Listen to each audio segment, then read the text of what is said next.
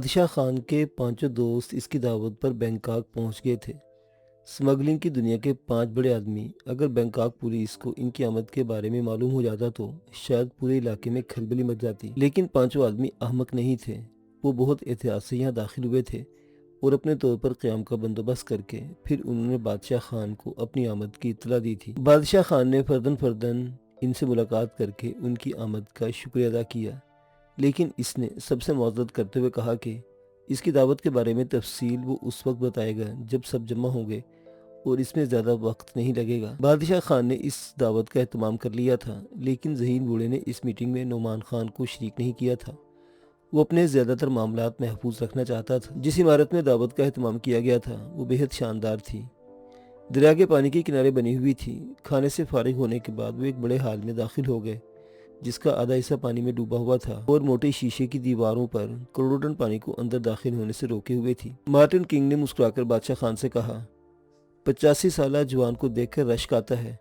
اس عمر میں لطافتوں کا تصور اوجھل ہو جاتا ہے، لیکن اس نے زندگی کا سارا حسن جمع کر رکھا ہے۔ بادشاہ خان شاید 185 سال کی عمر میں بھی اتنا ہی جوان نظر آئے گا، ٹوبو نے کہا۔ دوستو، بڑھاپا ایک احساس کا نام ہے۔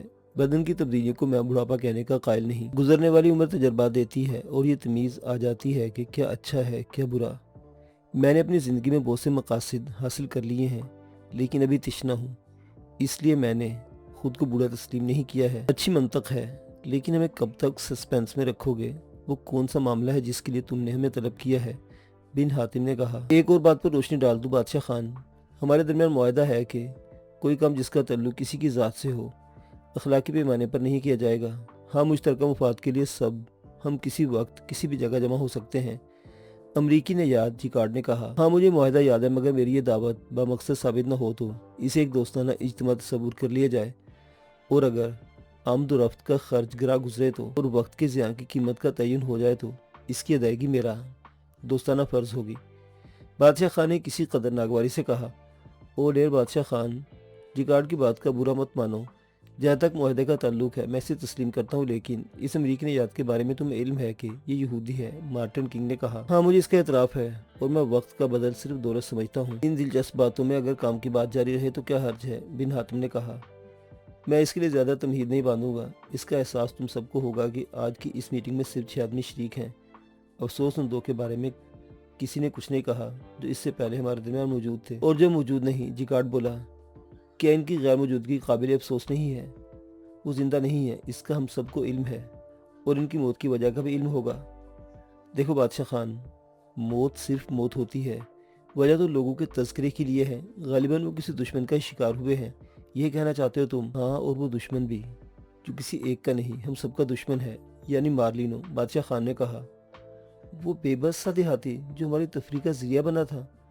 ہاں، وہی بے بس دیہاتی جس کے ہم نے ہاتھ پاؤں کاٹ دیے تھے، اور جسے ہینڈرک نے اپنی تفریح کے لیے پتہ نہیں کیا کچھ بنا دیا تھا۔ اس نے اپنی سائنسی یادداشت اس بے بس دیہاتی کے ذہن میں محفوظ کر دی تھی، یہ سوچ کر کہ وہ صرف اس کے لیے ایک فائل کی حیثیت رکھتا ہے جو کسی بھاری تجوری میں رکھا ہوا۔ لیکن وہی بے بس دیہاتی ہینڈرک کی یادداشتوں کے سہارے اس وقت ان علاقوں میں سب سے بڑا سائنٹسٹ بن چکا ہے۔ اس نے ایک ایسا نظام قائم کیا ہے جسے عبور کرنا ناممکنات میں شمار ہوتا ہے، اور جو ہمارے ہی بل پر ایک ایسی قوت بن چکا ہے جسے ناقابل تسخیر کہا جا سکتا ہے۔ کیا وہ سمگلر ہے؟ ہاں، وہ سمگلنگ بھی کرتا ہے، اس کے علاوہ دوسرے تمام ناجائز کاروبار بھی جو حکومت کے لیے پسندیدہ نہیں ہے اور جو ہماری راہ میں رکاوٹ بن کر آتے ہیں۔ بادشاہ خان نے جواب دیا۔ کیا اس نے ہمارے مقاصد کو کوئی نقصان پہنچایا ہے؟ بن حاتم نے پوچھا۔ ایسا ویسا نقصان؟ ناقابل برداشت نقصان۔ بینکاک میں منشیات کے اڈوں پر تقریباً ہمارا قبضہ تھا، اور یہ بھی تم جانتے ہو کہ منشیات کی تجارت کے سلسلے میں یہ علاقے کا گڑھ کہلاتے ہیں۔ تم نے محسوس نہیں کیا کہ یہ تجارت ہمارے پاس اب فائدہ مند نہیں رہی، اور میں نے طویل عرصے سے مال نہیں منگوایا، اس کی وجہ صرف مارینو ہے۔ لیکن بادشاہ خان، منشیات کے سلسلے میں جو مال ہم منگوایا کرتے تھے یا جس کا تبادلہ ہم لوگ آپس میں کر لیا کرتے تھے، وہ اتنی بڑی حیثیت کا حاصل کہاں تھا کہ ہم لوگ اس کے لیے تشویش کا شکار ہو جاتے؟ بن حاتم نے کہا۔ قطرہ قطرہ دریا بنتا ہے، اور کیا بات قابل افسوس نہیں کہ ہم اپنا ایک شعبہ کھو چکے ہیں۔ بہرطور آگے بڑھو بادشاہ خان، جیکارڈ نے درمیان میں دخل اندازی کی۔ مارلینو نے ایک ایسے قبائلی نوجوان کو اپنا نائب مقرر کیا ہے جس کا تعلق میرے ہی علاقے سے ہے، لیکن جو شیر کی طرح ڈر اور لومڑی کی طرح چالاک ہے۔ इस कबायली नौजवान ने मार्लिनो की अकीदत में कसम खाई है कि वो इन 8 इंसानों से इंतकाम लेगा जो उसे यानी मार्लिनो को इस हालत में पहुंचाने के जिम्मेदार हैं। और वो 8 अफराद कौन है? हम लोग, सिर्फ हम लोग। हम इसकी बात को मुस्कुराकर टाल सकते थे, लेकिन तुमने देख लिया कि डॉक्टर ब्रिटो और हेनरिक अब इस दुनिया में मौजूद नहीं, और ये दोनों इसी नौजवान का शिकार हुए हैं। खूब, बहुत खूब, दिलचस्प कहानी कहते रहो, मार्टिन किंग ने कहा। मार्टिन किंग, तुम इस खतरे को महसूस नहीं कर रहे जो हम सबके सरों पर मंडला रहा है। मैंने सिर्फ इसलिए तुम लोगों को दहमत दी है कि तुम लोग इस खतरे को महसूस करो और मेरे शाने से शाना मिलाकर काम करो। एक सवाल कर सकता हूँ बादशाह खान? तो इन लोगों ने कहा, हाँ हाँ जरूर पूछो। क्या तुम्हारी कुव्वतें अब इतनी नाकारा हो चुकी हैं कि तुम किसी ऐसे दुश्मन को खत्म न कर सको और इसके लिए 8 बड़ों की मीटिंग बुला लो?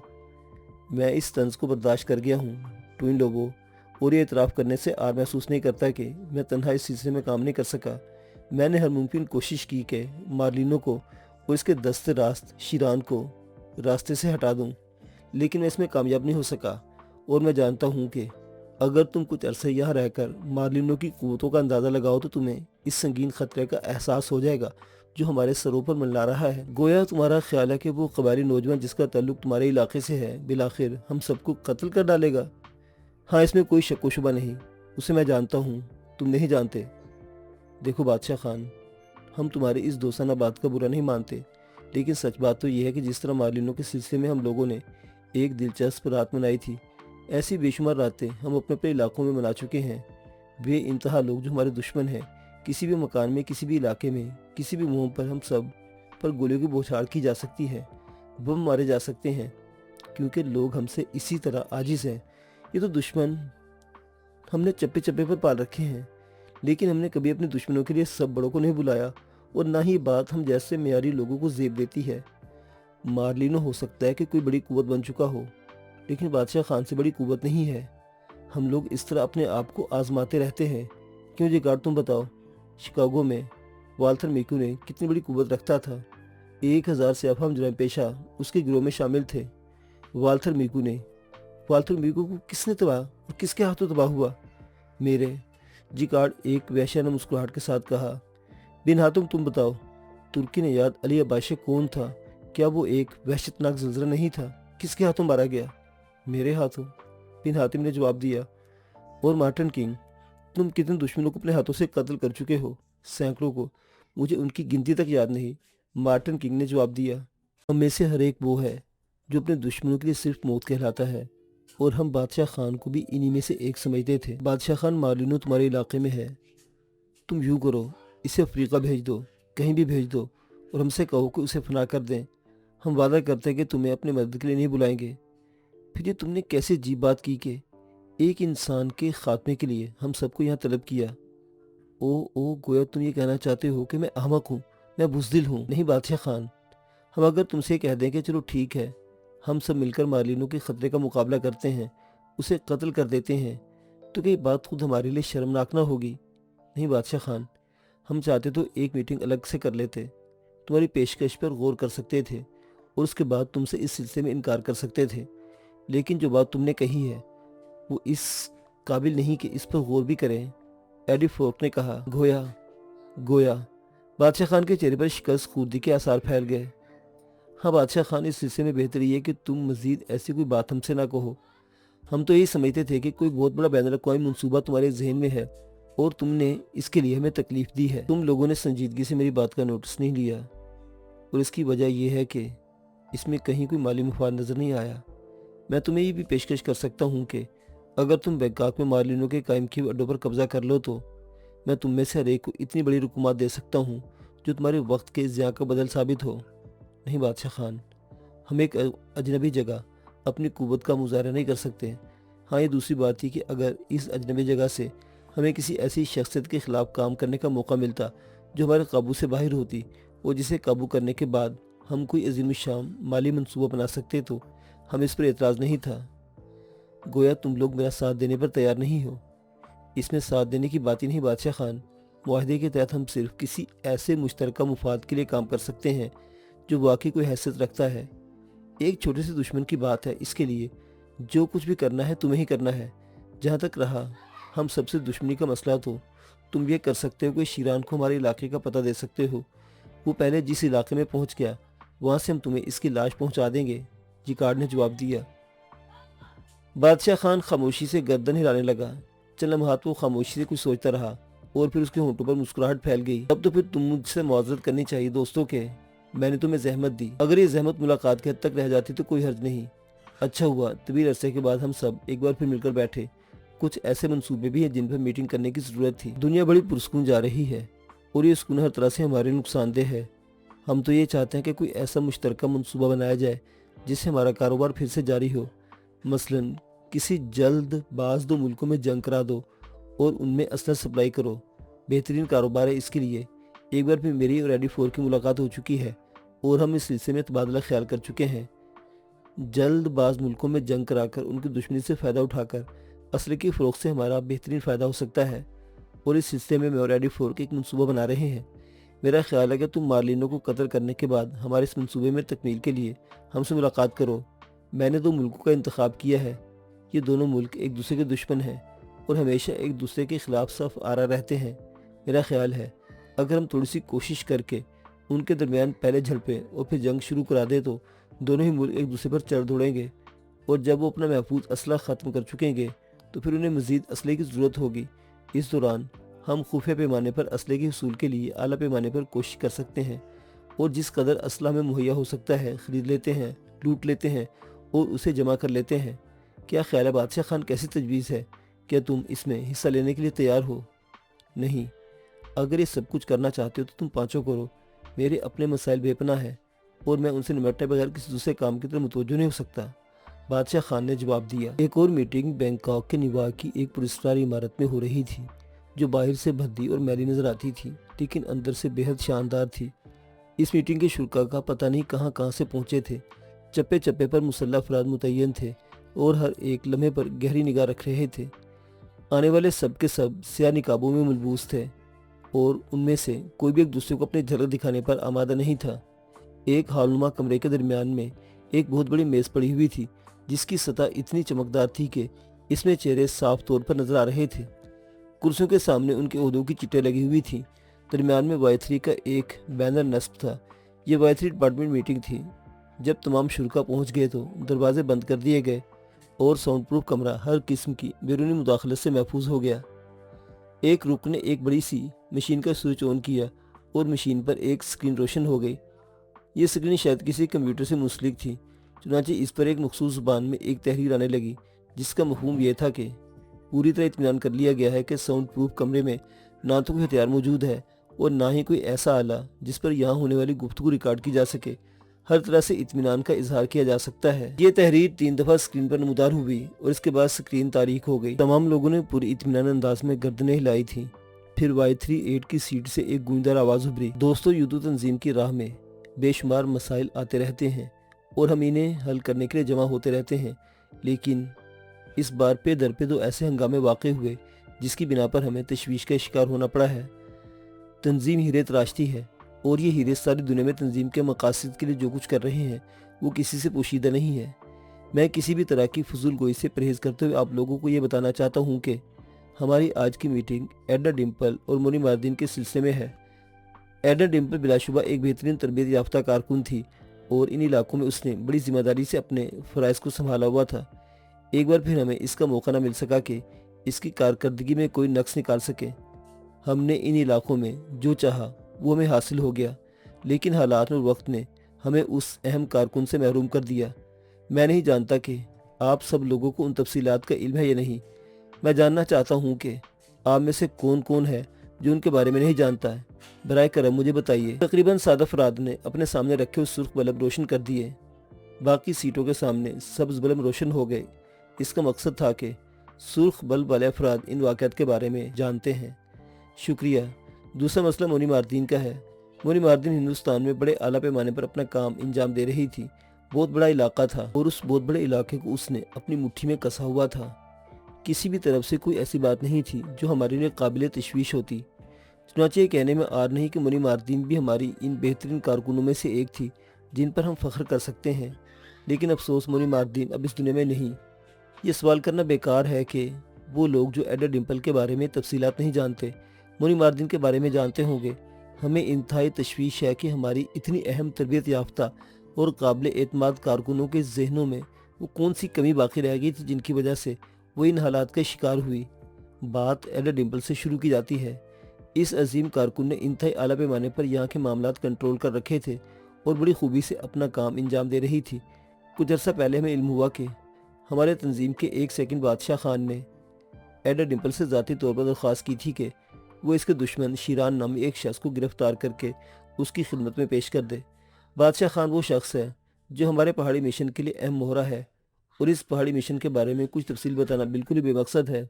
اس وقت یہ کام تنظیم کے اہم ترین کاموں میں شمار ہوتا ہے، تو بادشاہ خان کو ہم نے اس لیے محفوظ کر رکھا ہے کہ وہ ہمارے اس پہاڑی مشن میں ہمارے لیے انتہائی شاندار کارکن ثابت ہو سکتا ہے، اور اس علاقے میں اس کی ہیبت ہے۔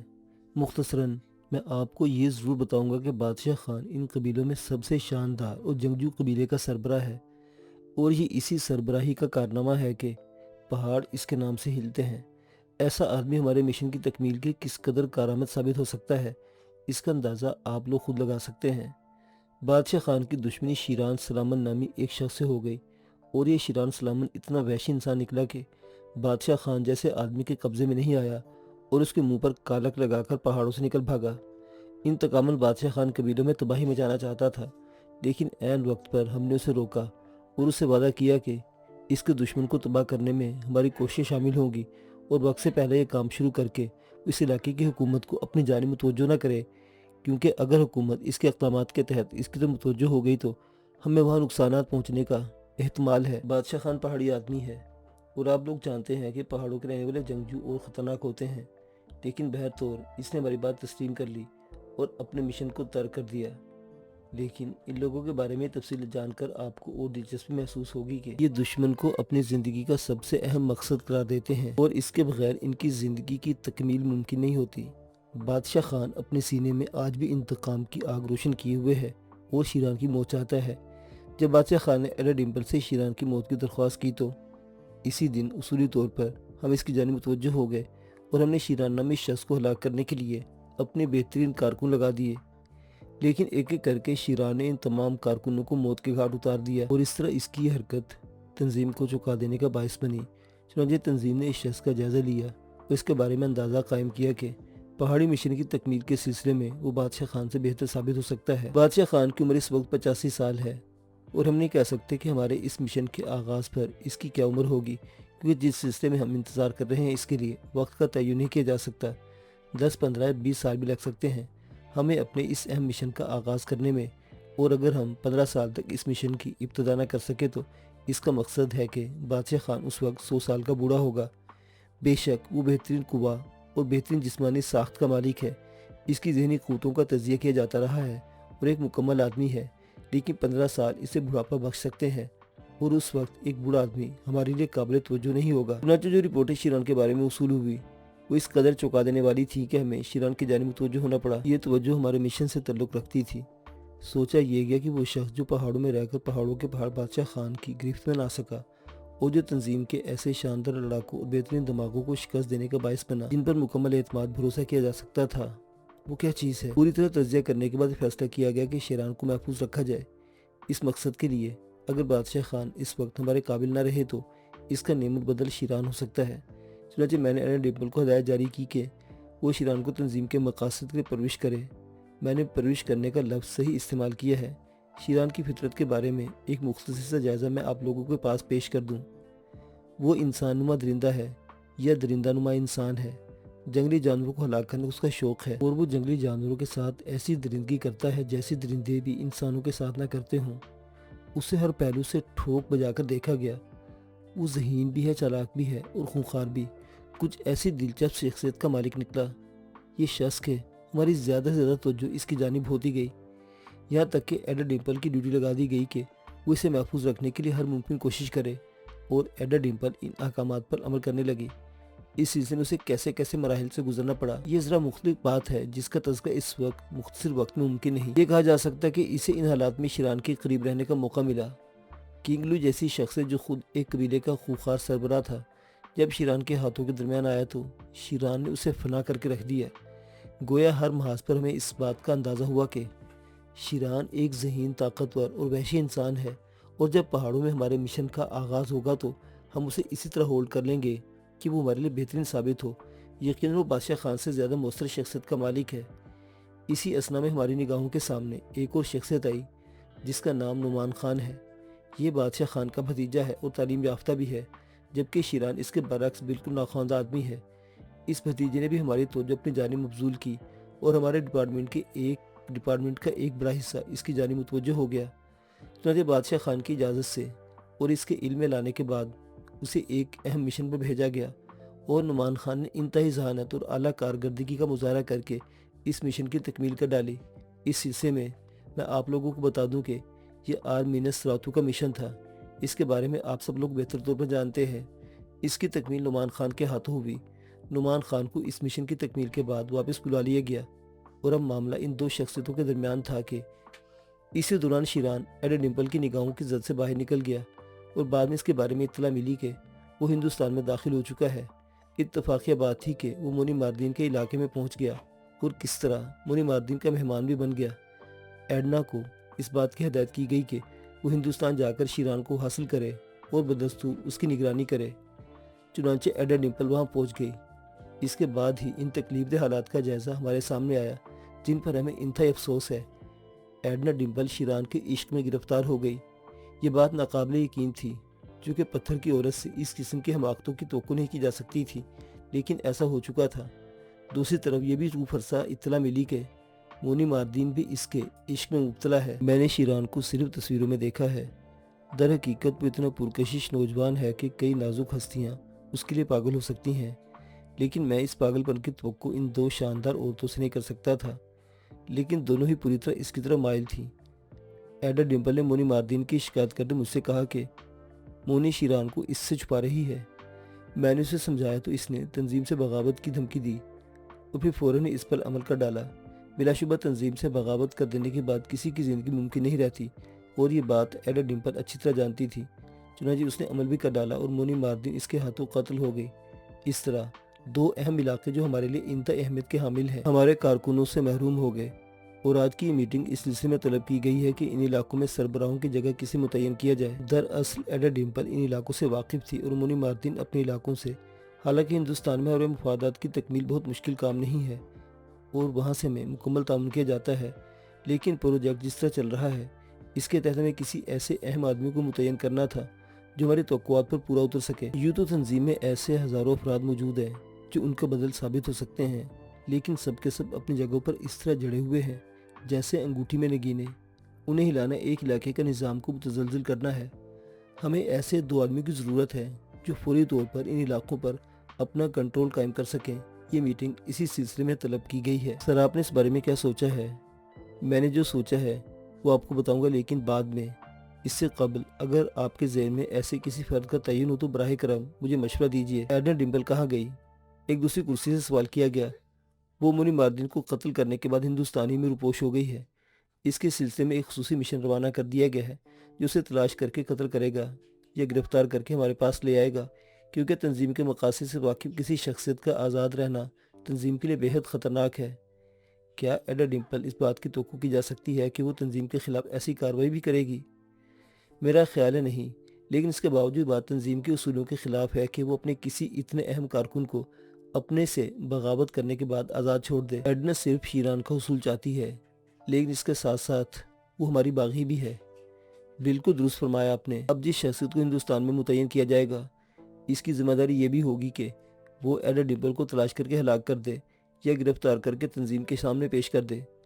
بے شک یہ اسی شخصیت کی پہلی ڈیوٹی ہوگی، کیونکہ باقی معاملات تو بھی کنٹرول میں ہیں اور ان میں کوئی الجھن پیدا نہیں ہو سکتی۔ تو سر بجائے اس کے کہ ہم اپنے ناقص ذہنوں کو استعمال کریں، آپ بھی فرمائیے کہ آپ کے ذہن میں کیا ہے۔ میرے کہنے سے پہلے کوئی تجویز اگر تمہارے ذہن میں ہو تو بتاؤ، Y38 نے کہا۔ نہیں سر، آپ فرمائیے، اس پر غور کیا جائے گا۔